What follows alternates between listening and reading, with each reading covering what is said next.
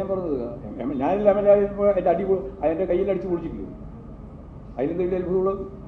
ഞാൻ M L A ആയിരിക്കുമ്പോഴാണ് Kannur മറ്റേ SP ഓഫീസിൻ്റെ മുമ്പിൽ എന്നെയൊക്കെ അടിച്ച് താഴത്ത് ഇട്ടത്. അന്ന് എൻ്റെ പേര് അബ്ദുള്ള കുട്ടിയുണ്ടായിരുന്നു, അതുപോലെ പി കരുണാകരനുണ്ടായിരുന്നു. എൻ്റെ കയ്യിൽ ഇപ്പോൾ ഈ വളഞ്ഞ കൈ അതുകൊണ്ടാണ് കൈ അടിച്ച് ചേറിപ്പോയത്. അമ്മാതിരി കാര്യങ്ങൾ എം എൽ എ ആയാലും ഇതിൻ്റെ സംഘർഷത്തിൻ്റെ ഭാഗമായിട്ട് വരുമ്പോഴും സ്വാഭാവികമായിട്ടും ഒരിക്കൽ കഴിയും. സംഘർഷം എന്നുള്ള പദം ഉപയോഗിക്കാൻ പാടില്ല. സംഘർഷമല്ല, VD സതീശൻ തന്നെ പറയുന്നത് കടന്നാക്രമിക്കുന്നതാണ്, ആക്രമണമാണ്. സംഘർഷം എന്ന് പറയുന്നത് അതല്ല.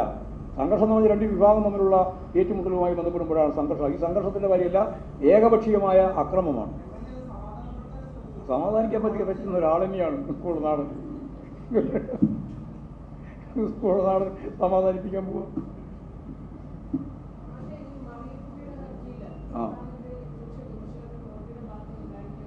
അതെ, എല്ലാവർക്കും കൊടുക്കണമെന്നാണ്. ഞാനത് 1600 ഇപ്പോൾ കോടതി പറയുന്ന പോലെ 1600 കൊടുക്കണമെന്നല്ല ഞങ്ങൾ ആഗ്രഹിക്കുന്നത്, 2500 കൊടുക്കണമെന്നാണ് ഞങ്ങൾ ആഗ്രഹം. തരാതെ ഈ കൊടുക്കാൻ കഴിയാത്തത് കേന്ദ്ര ഗവൺമെൻറ് ഈ പണം തരാതെ കൊണ്ടാണ്.